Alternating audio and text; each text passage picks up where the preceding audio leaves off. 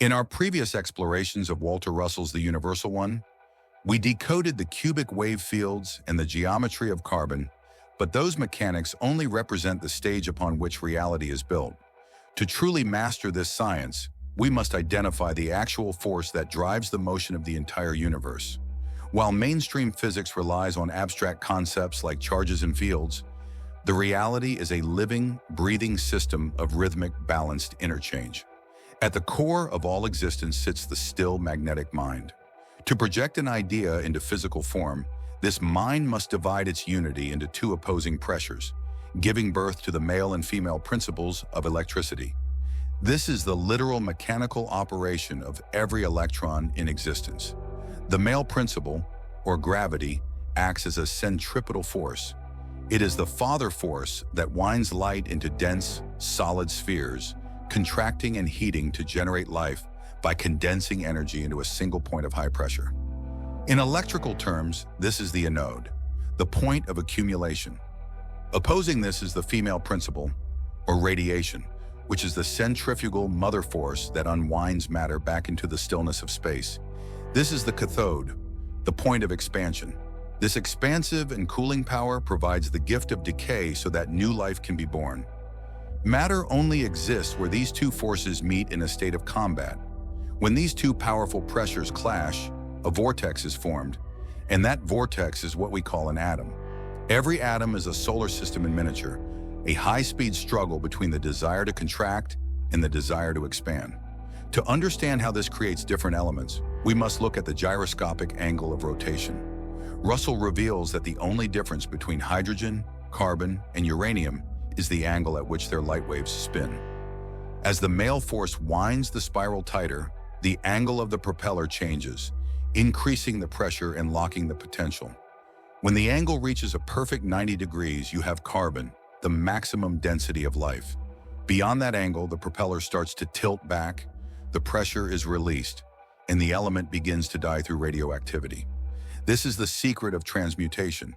If you can mechanically change the gyroscopic angle of an atom, you can turn any substance into another without chemical reactions. This mechanical struggle also exposes a radical truth about the illusion of the speed of light. Science claims that light travels from the sun to the earth at nearly 300,000 kilometers per second, but Russell proves this is a fundamental error of observation. Light does not travel, it reproduces. Like a wave moving across the ocean while the water remains in place, the sun vibrates, and that vibration is instantly reproduced through the etheric wave fields.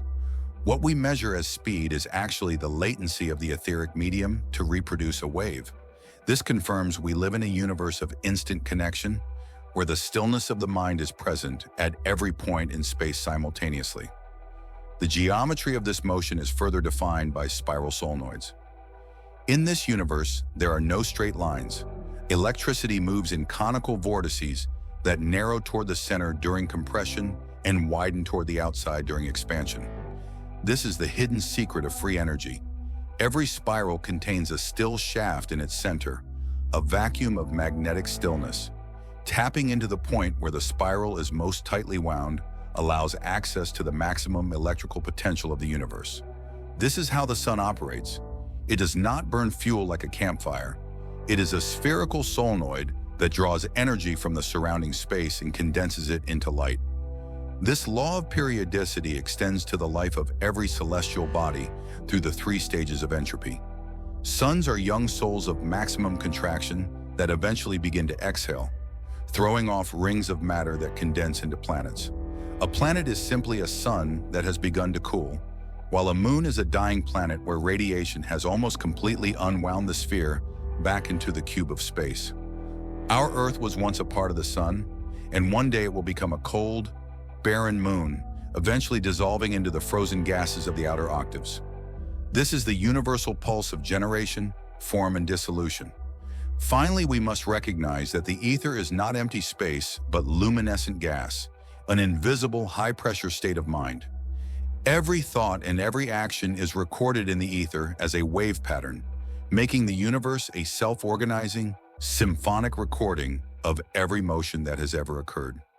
When we understand the sexual balance in the two-way motion of light, We move from being victims of random physics to masters of our own vibration. By finding the still point within ourselves, we align with the magnetic mind of the Creator, gaining the power to transmute not just elements, but our very reality. Thank you for watching. Please share, subscribe, and like our video. See you soon.